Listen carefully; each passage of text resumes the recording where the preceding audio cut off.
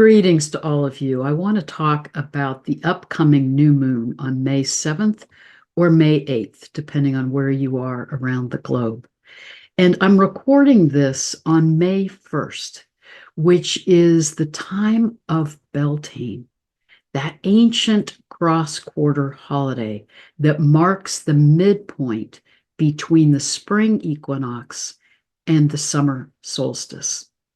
This is an ancient holiday that was celebrated here in the Northern Hemisphere, but ancient cultures around the globe honored these midpoints between the solstices and equinoxes when we experience shifts in the energy of the light, the sunlight, and earth changes. And here in the Northern Hemisphere, Beltane, this time of May 1st, is a time of honoring the increasing life force of the earth coming into manifestation in form with the flowers, with the new life emerging in the crops, in the fields. It's a time to honor the sacredness of the life around us on the planet and to be in gratitude, in celebration, in an honoring of the sanctity of the life around us. So as we're moving into this new moon, let's remember that theme of the sacredness of the life of the earth and how we can be honoring that in our lives. Now, let me show you the chart of this new moon. I think this is a very important lunar cycle in that at the time of this new moon, when the moon and sun are at 18 degrees of Taurus and 2 minutes, they're part of a stellium in Taurus. We have Venus, the sun, the moon, Uranus, and Jupiter all in Taurus. And remember, we're in this very powerful conjunction of Uranus and Jupiter that went exact April 20th or 21st, depending on where you are around the globe. But we were feeling it within a 5-degree orb starting March 20th, and will continue to feel that powerful conjunction until May 20th. And the period from March to the exact conjunction in April was the ending of the prior cycle of Uranus and Jupiter. And then in April, they came into conjunction at 21 degrees of Taurus, starting this new cycle, which signifies with Uranus and Jupiter a radical shift into new forms, new paradigms, and how we can manifest them. Taurus. Uranus is that planet that calls us into truth, into justice, into authenticity, into freedom from paradigms and patterns that are constricting us or are out of balance. Jupiter brings that energy of support to move into the manifestation of these new forms. And it also signifies the importance of our setting ourselves free from beliefs, Jupiter, ways of thinking that no longer serve us, that aren't in alignment with our true selves, that aren't in alignment with the energies of natural law. Uranus guides us back into that understanding of the laws of the cosmos, the principles of truth, balance, justice that live around us and beyond us in the consciousness of the cosmos. So this powerful conjunction is guiding us into new paradigms and how to manifest new forms of creativity, new ways of being as we're moving into the age of Aquarius, as we're moving out of these out of balance paradigms of the past into co-creating a new world together. And now we have this whole stellium in Taurus helping us have hope, faith in how we can manifest these new ways of being. In Taurus, it's also about how are we grounding ourselves in our relationship with the earth? How are we honoring the sacredness of the life around us and our own experience of embodiment, Taurus? I think this is a profound time to be connecting with the earth. Go out and stand barefoot on the earth. Allow your heart to attune to the heartbeat of the earth. Allow yourself to connect to the energies of nature around you and celebrate and honor the sacredness of the life of the earth and sky and cosmos. It's very significant that Venus is now conjunct the sun and moon. And Venus in its conjunction with the sun means it's disappeared from view. It was a morning star and had been a morning star about 9 months. It went into its disappearance around April 13th. It will be invisible in the sky until the end of July, about July 22nd, when it will emerge as an evening star and be an evening star for about 9 months. Remember how Venus relates to the myth of Inanna and that journey that we're all in how we experience our evolution and growth through how we are in relationship with ourselves and each other. And I see the very profound transformational time of the Venus cycle is when Venus is conjunct the sun in its inferior conjunction between the earth and the sun. In the myth of Inanna, that's when Inanna is in her confrontation with her sister, who's the queen of the underworld, and goes through this profound transformation, death, rebirth, and redefining her sense of identity, her sense of self. The current conjunction that Venus is in with the sun is the superior conjunction. When Venus transitions from being a morning star into an evening star, she's in her orbit where she circles around the backside of the sun from our Earth perspective and is in this longer time of disappearance that is approximately 3 months. And it is the time when Venus is communing with the stars. She's in her process of integrating what she's learned, her own growth, her own experience of transformation in herself in relationship from that morning star phase. So it's a time of reflection, a time of integration. And then she emerges as the evening star, the queen of heaven, coming into the sky after sunset. And then when she comes into the inferior conjunction between the evening star phase and morning star phase, she's in that underworld experience for more like 7 days. So this is the long time of conjunction with the sun that is a time of introspection and integration and reflection. And I encourage all of us now, as we're experiencing this time of her disappearance from mid-April to towards the end of July, to honor our own reflection and integration on how are we in relationship with ourselves? How are we in relationship with others? How can we reflect on what's out of balance? How we can be coming more from a place of love for ourselves and others? What are our values, Venus? And how are we in relationship with the earth, Venus in Taurus? And how are we honoring our own experiences of joy in the sensuality and beauty of the life around us? So allow this time to be a time of gratitude, a time of reflection, a time of introspection about your relationships in your life and your values, and how to bring them into new forms with this powerful stellium in Taurus and with this powerful energy of Uranus and Jupiter, how to bring your own sense of being in relationship into new ways of being that are more in harmony for yourself, for others, for the earth. I talk a lot about this theme of, as we're moving into the age of Aquarius, coming back into right balance, right relationship But let me talk a little bit more about what that means in a pragmatic sense. I think part of what we're dealing with is, as I've talked about before, is these last 5,000 years have been a time of exploring our experience of separation, individuation, new ways of thinking and seeing and experiencing ourselves as humanity on the planet.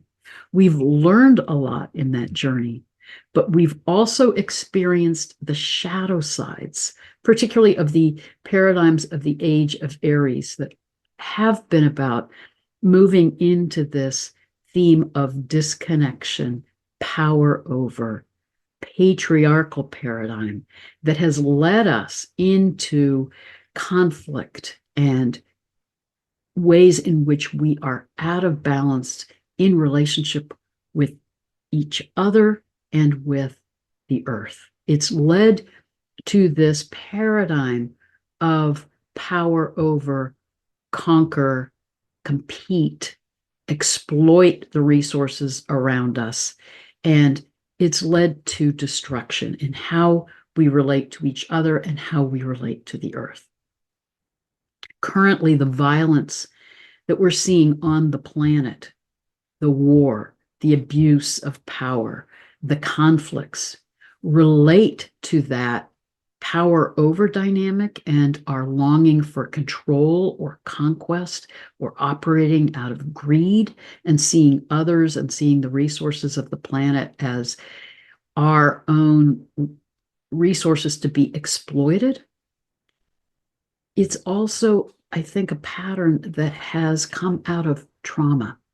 That power over paradigm fosters violence and destruction that leads to trauma and also the experiences of suffering, of victimization, of trauma, which then can perpetuate across generations, across our ancestral lineage, and lead to ongoing patterns of either feeling caught in victimization and helplessness and hopelessness, or reactivity and lashing out of the suffering, the anger, the hurt, the trauma, which then just perpetuates the trauma pattern. So I think part of the energies of this new moon are calling us in to these new paradigms that are about coming back into connection, coming back into right relationship. And there's also the ongoing powerful theme in this new moon about the need for us to heal. Let me show you where this is in the chart.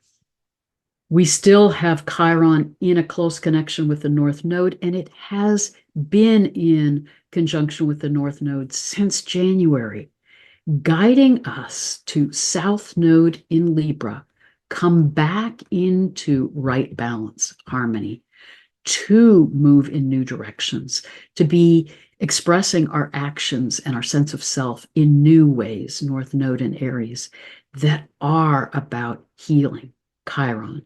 And now at the time of this new moon, we have Chiron and Hygeia in conjunction with the North Node, calling us to heal emotionally and physically, to honor new ways of healing, new ways of being, to be supporting us in manifesting and moving into these new paradigms, these new forms.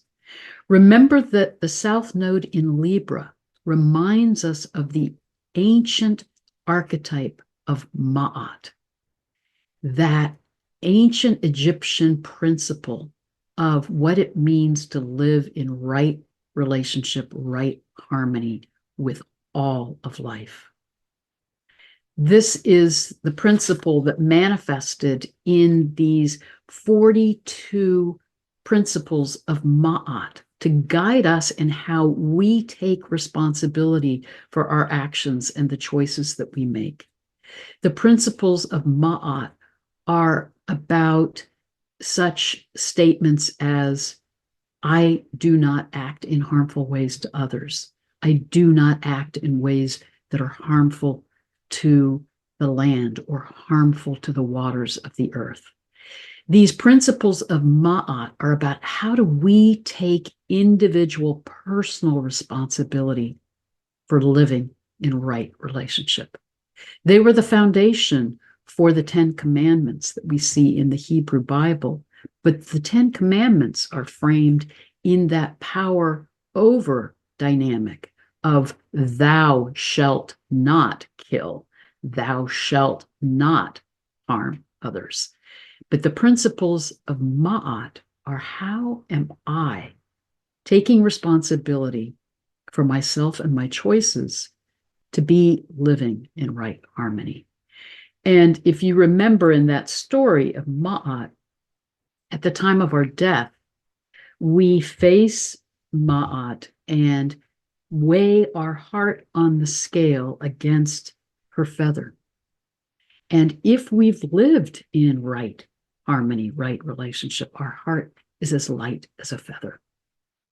If our heart is heavy and weighed down by these ways in which we've lived out of balance with ourselves, with others, with the earth, then we have to be on a journey of ongoing healing and growth to learn how to come back into that right harmony and balance.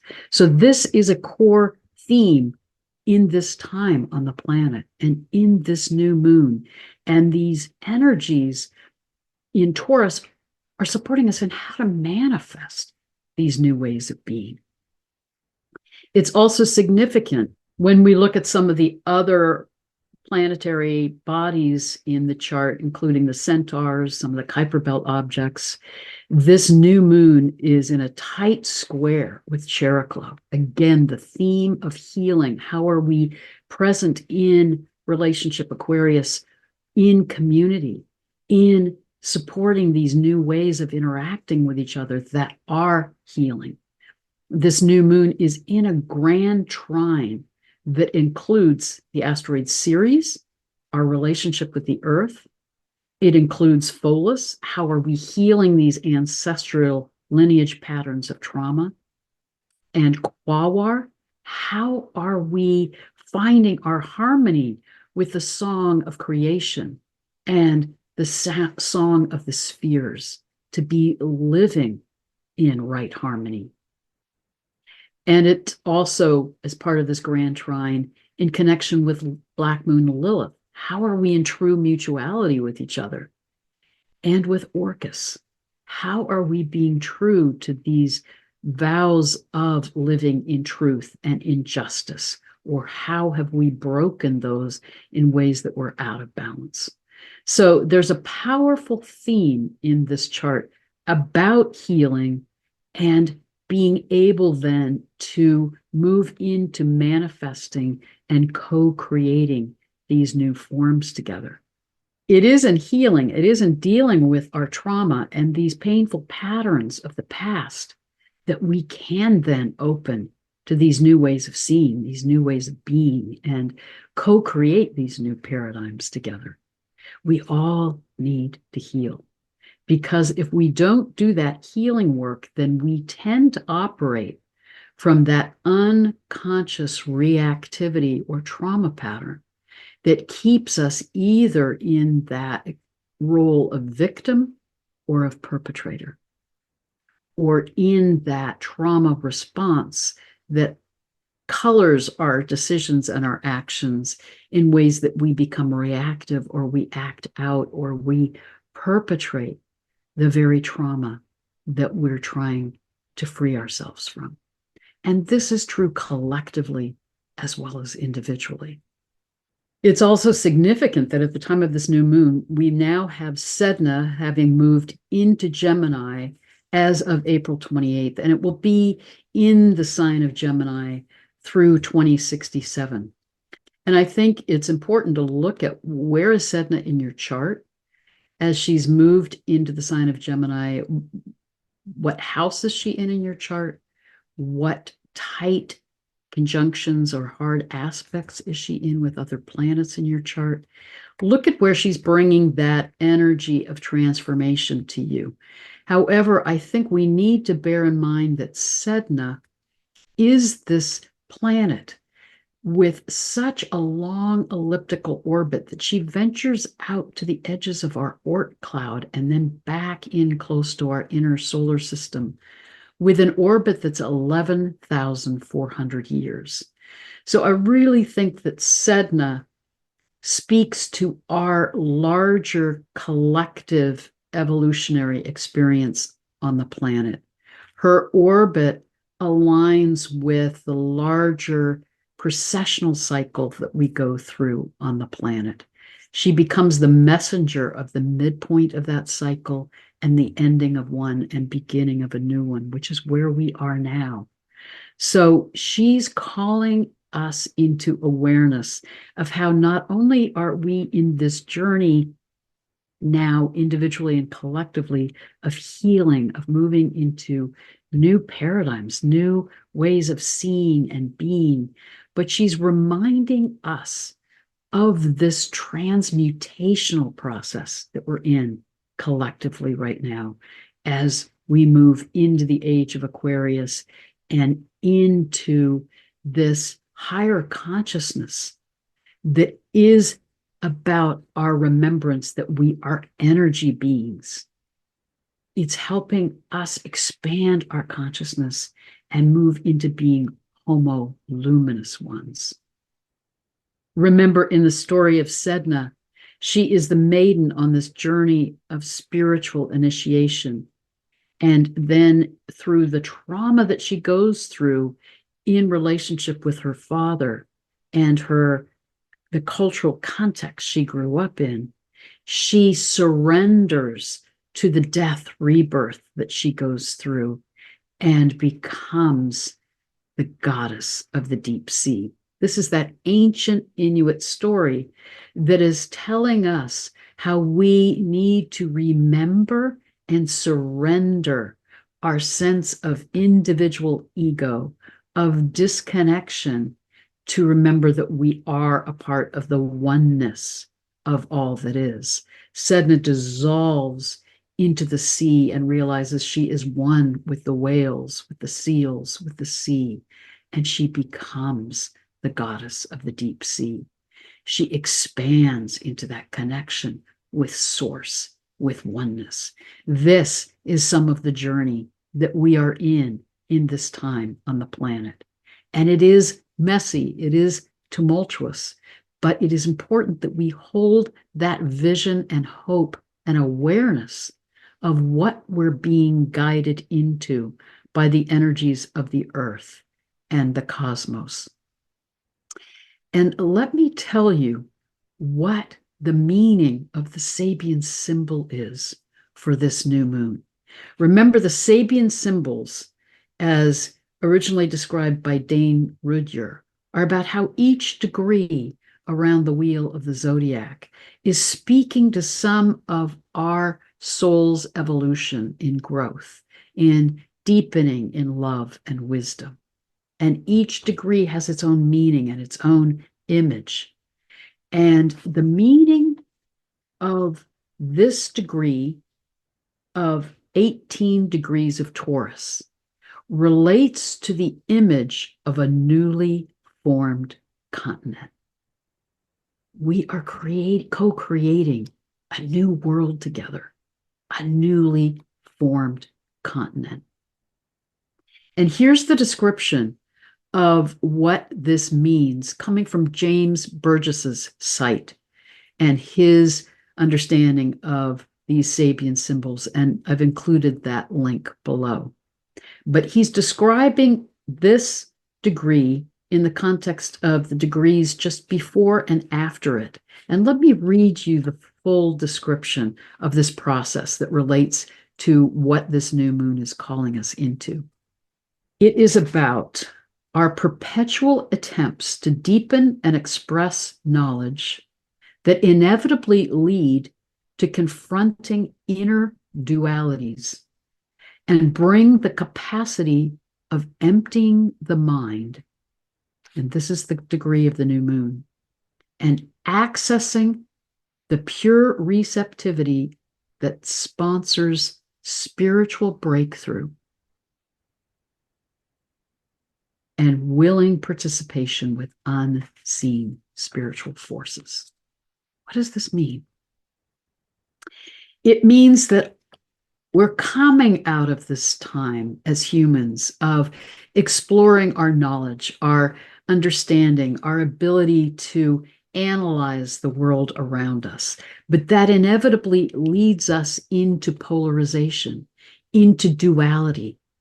And we're in this time where we're in a paradigm shift, where we're called to empty the mind, come back into the heart, and open to accessing our receptivity to what supports spiritual breakthrough.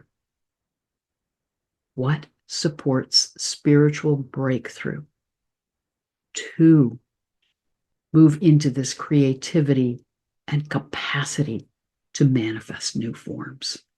But we can only do that by letting go of the old paradigms of wanting to be in control with our minds, letting go of the old paradigms that keep us in a sense of separation from each other, from the earth, from the cosmos. We have to come back to that surrender, like Sedna, and receptivity to the transformation that we're being guided in by the earth, by the cosmos, in order to open to this spiritual breakthrough, this transmutation, like Sedna's dissolving to become the goddess of the deep sea. We have the capacity in this time to let our old ways of being dissolve and expand our consciousness into that awareness that we are energy beings that are a part of the creativity of the cosmos. We are homo luminous ones. We are being transformed and transmuted by the energies coming from the galactic center and coming from the sun and coming from the earth to guide us into these new paradigms and new forms. To do that, how do we do that? I think part of it is by reclaiming the ancient wisdom, remembering that these paradigms that we've been in across these last 5,000 years are the anomaly. They are not the paradigms that we've been in ancient times. That's a part of what's so profound for me in journeying to Egypt and remembering those very ancient times when there was that understanding that the metaphysical and the physical are all a part of one whole way of being, and that those energies of Maat are guiding us in how to be spiritual beings, having a physical experience, and taking responsibility for how we stay in right harmony with the sacredness of all of the life around us. In a few days, I'll be doing another conversation with my brother Keone Hanalei, and we'll be discussing ancient Lemuria and how much the wisdom of ancient Lemuria was how we live in right harmony, right balance. I'll also be putting out a conversation that I had with my dear friend, Dr. Claudia Ford, a brilliant scholar and artist, who will be talking about spiritual ecology and how our coming back into that remembrance of the consciousness, the sentience of all of life around us helps us come back into right relationship, right harmony. But let me say a little bit more of what that means to be in right relationship. It means the remembrance that we are interconnected with all that is, that we are interdependent. When we remember that, then we come out of that paradigm of duality and of polarization, and that sense that we have to compete, we have to conquer or be conquered, we have to try to get ahead in order to be safe. Instead, we realize we thrive through collaboration and co-creation and remembering our interconnectedness and our interdependence. We remember that ancient understanding and indigenous wisdom that everything is conscious. Then we come back into that capacity to respect each other and the life around us. We come back into that reciprocity, that sense of respect and gratitude, and honoring the sacredness of everything that is around us and within us. Then we remember how to listen to each other. Instead of lashing out, acting out, talking over, we remember how to listen, how to come back into that empathy and compassion and heart connection, not only with each other as part of the human community, but we listen to the messages coming to us from the plants, from the animals. I think this new moon is guiding us wherever we live to come back into relationship with the natural world, to honor it, to listen and be open to the wisdom of the plants and animals and stones and all of the natural world. We can do that wherever we live, wherever we are. For me, it comes out of a very deep relationship with the land where I live and my commitment to walking in the woods and communing with the energies of the plants and animals and earth where I live. When I lived in inner city Los Angeles, I had a harder time finding those connections with the natural world. And I found it through connecting with the tree outside my house or the hummingbirds that would come and visit the garden near where I lived. I've known people living in the heart of megacities who find that connection through a palm tree outside their apartment building or through the plants that come up through the cracks in the sidewalks. Wherever we are, we can have a potted plant. We can come back into listening to the plants, the animals, the life around us, respecting the wisdom and healing that they can bring to us. My life was transformed by an experience and meditation with a plant ally that taught me how to heal and transform my life. So as we are in this time of healing, we can deepen our healing through our connection with the natural world and honoring what the plants and animals have to teach us about how to come back in to right relationship, right harmony with all that is. And with each other, it's about stepping out of polarization, stepping out of projection, taking time to honor each other's differentness and to truly listen, to hold that sense of empathy and compassion, to step out of our own reactivity. We all have trauma. I've experienced trauma in my own life. I've experienced times of emotional abuse, experiences of physical abuse. I've experienced times where people have projected onto me with prejudice or lashed out and wanted to harm me personally or professionally.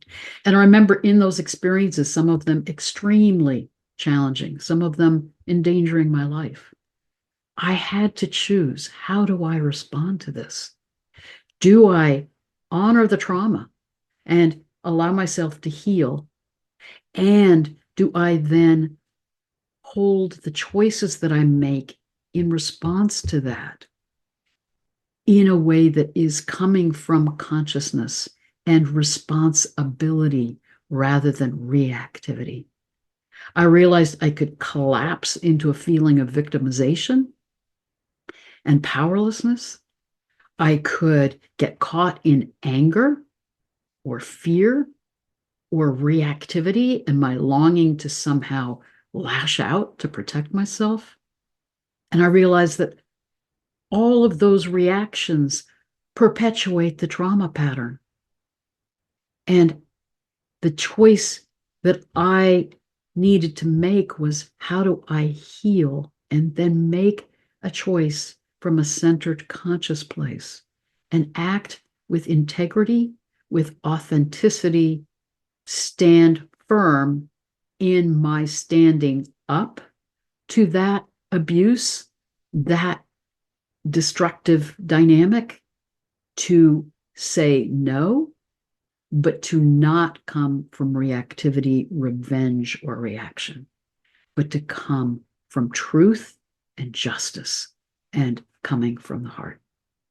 This is the choice that we each have to make, and the choices that we need to make collectively. Because what we see in the world with that violence is coming from either a desire to conquer, to have power and control, to operate out of greed, or it's coming out of the trauma and reactivity, kill or be killed. But it perpetuates the trauma either way. And as a global community, we need, in moving into these new paradigms, to say, enough is enough. And how do we come from the heart and act from love and act from responsibility and not from reactivity and polarization? And it's remarkable that the placement of this new moon in the sky really underlines that theme. So when we look at where this new moon is in the sky, in that stellium, we see that Venus, the sun, moon, Uranus, Jupiter are all in this part of the sky known as the stair of Cetus, where we have Perseus the warrior facing Cetus the whale. And remember, this is the Greek myth that is about this conflict between the energies of the sacred masculine and the sacred feminine, this warrior who sees the whale as the sea monster and is trying to destroy it in order to feel safe and to rescue Andromeda. But what these energies in the sky are saying is, cut through illusion, set yourself free from these paradigms of polarization, and realize we are all one. We are all interconnected. Then we can move into a reweaving of the energies of the sacred masculine and the sacred feminine. We can see each other more clearly as the hero on his own journey and the whale holding the wisdom of the deep, of source. And how do we reweave those energies within ourselves and in our world to co-create a new way of being that is about right relationship and right harmony? And I think it's significant that Sedna in the sky is right here in the stars of Taurus, guiding us in that transmutational process that is about how do we embody these new ways of being in that understanding of our spiritual nature, to be living from that higher consciousness, to be in that transmutational process into energy beings, homo luminous ones. I think also this theme of being in right relationship is honoring our awareness as we move into these new paradigms, that we can collaborate and co-create together in community to be supporting this new way of being and this new world. And that we can also then honor new forms of energy that are in right relationship with the earth. So many of the forms of energy that we have developed in these past few thousand years have been energies based on combustion and destruction. What's remarkable is you see scientists now like Nassim Haramein, who's looking at how to develop new forms of energy technology from 0 point energy and the quantum vacuum that aren't fostering destruction, but are generating energy in ways that are in right relationship with the energies of the natural world. This is building on the work of scientists such as Victor Schonberger, who lived from 1885 to 1958. And he spent his time in nature watching the energies of the natural world and exploring ways of generating energy that aren't destructive, but are coming out of that alignment with the natural world and the magnetic field and the energies of waters. Nikola Tesla, again, lived 1800s up to 1943, was really understanding energy and how to work with the magnetic field in ways that are generative and not destructive. We have this capacity with moving into these new paradigms to be highly creative and innovative in developing, generating the energies that we need on the planet in ways that aren't destructive to the life around us, that aren't throwing us out of balance in our relationship with the natural world, but are aligning us in right harmony with the natural world. This is part of what's exciting about this time that we're in, and the meaning of coming back into right relationship that allows us then to thrive, no longer be in a pattern of survival or of trauma, but of thriving and being in tune with the song of the earth and the song of the spheres, and in alignment with that harmony that is guiding us into expanded consciousness and creativity. It's significant that at the time of this new moon, the North Node is at 15 degrees of Aries. And as I said before, it's opposite the South Node in Libra. How are we claiming right balance to move into these new forms? And the meaning of the Sabian symbol of that degree of 15 Aries is we discover the importance and joy of seeing the sacredness in all of life. This new moon is opening us to joy, opening us to that awareness of how we can heal and come back into reciprocity, come back into right relationship, come back into choosing to live from our hearts, choosing to live from compassion, truth, justice, love, rather than polarization, hostility, reactivity, trauma. So this is a profound time to align with Venus and go inward. Take time to reflect. Take time to look at how you're in relationship with yourself.